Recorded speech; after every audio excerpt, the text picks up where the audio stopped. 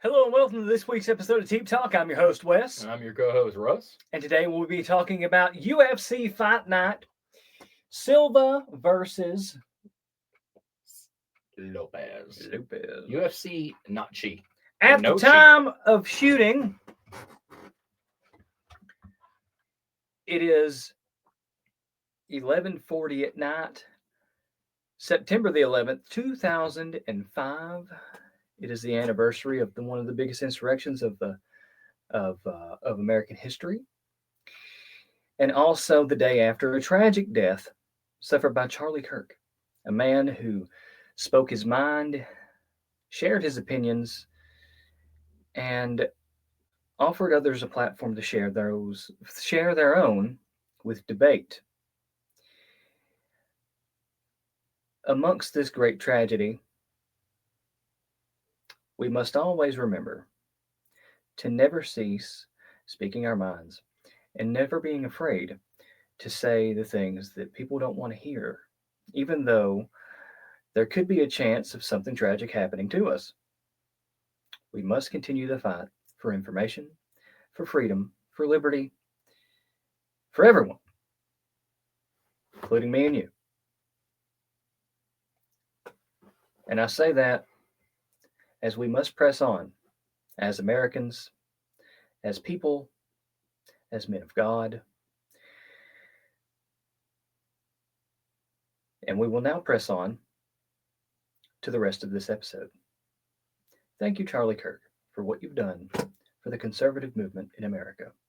Even though I may have not agreed with you on a few things, still a great fella.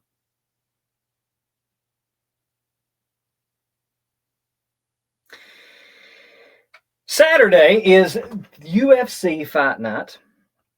UFC Noche. Noche. Now, last year at the Noche, I'll tell you, it was a Saturday. It was I believe, a pay-per-view event. It was pay-per-view. It happened at the Sphere, and it was beautiful. I remember I went with a friend of mine who lived about 30 minutes away. Well, anyways, I went there, and Russell wasn't there for this one. That was when we were on the carnivore diet. Remember that? I wasn't on the carnivore diet. Oh yeah, me, you, and Corso. We went on the carnivore diet. No. Yeah.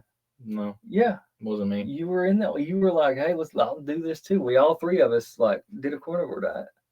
No. He doesn't remember this, but I watched. I never. The only thing I ever done is ever with you is the semen retention.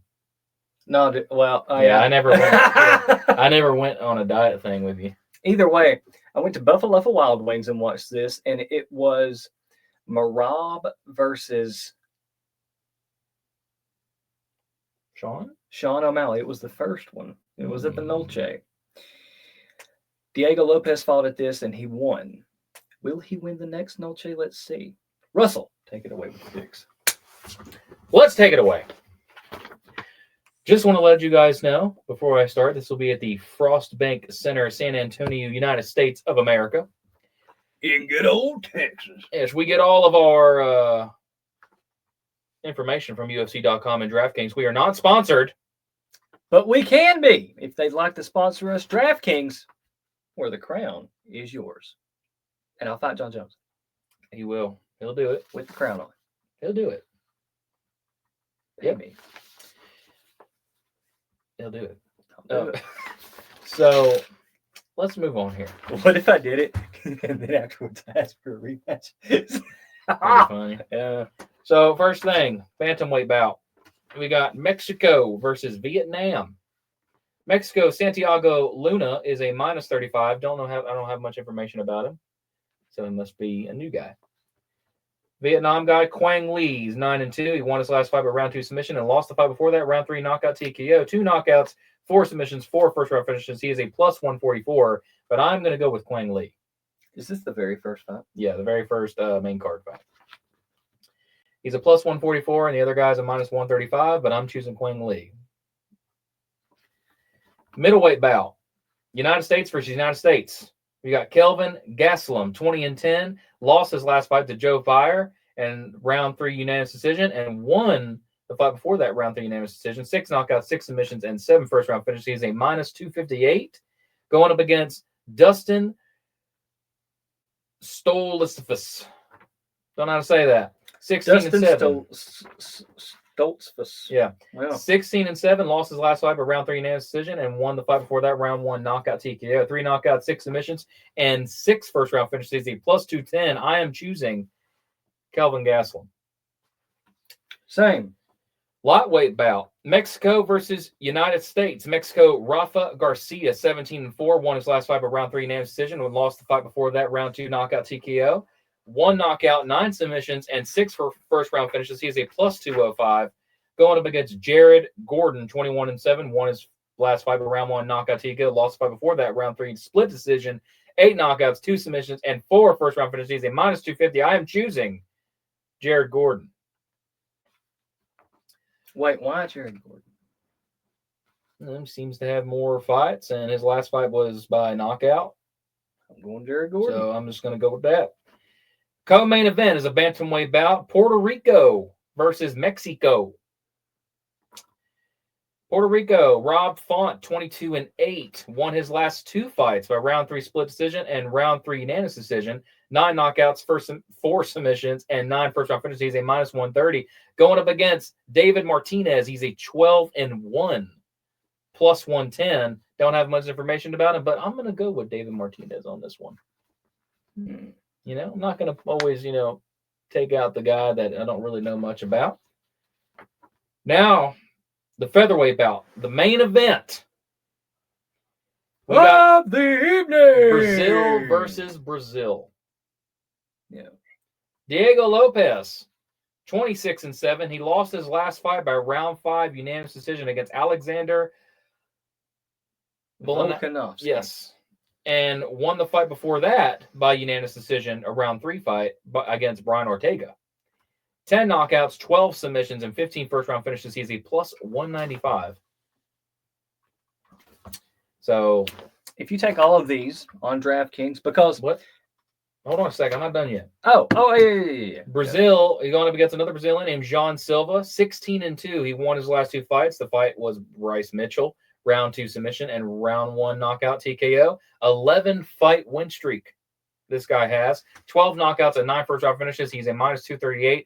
Very favorited on the DraftKings right now. But I'm choosing Diego Lopes for this one. Now, if you choose Lee, Gastelum, Gordon, Martinez, and Lopez, for $10, you get $257.54.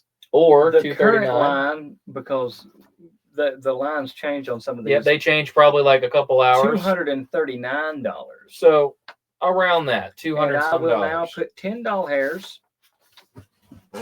on this parlay. I too am choosing Diego Lopes. He's coming off a loss to one of the greatest of all time in the division. And I don't believe that John Silva has what it takes to take out Diego Lopes. He hasn't faced that type of diversity yet. Also, he trains with losers. The fighting nerds are losers now. They're not cool anymore. They've been fraud checked. They've all been fraud checked, and it's Silva's turn. Yeah. He sucks. Now, yep. UFC 5-game statistic. Ooh! We only have 1 fight, and it's the main event fight. So, Diego Lopes won twice in the UFC 5 game. He won by knockout and submission. So, if you decide to choose Diego Lopes to win by knockout, TKO, DQ, and put $10 on the line, you get $80. Now, if you decide to choose submission victory, you get $80. So, the same thing.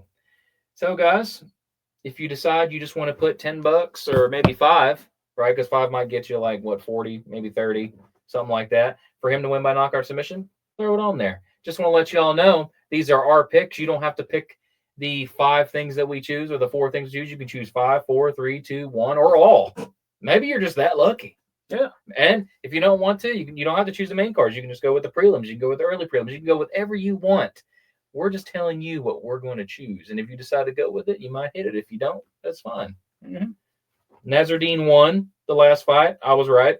I had a 5-leg parlay. Well, it's what we had on the card.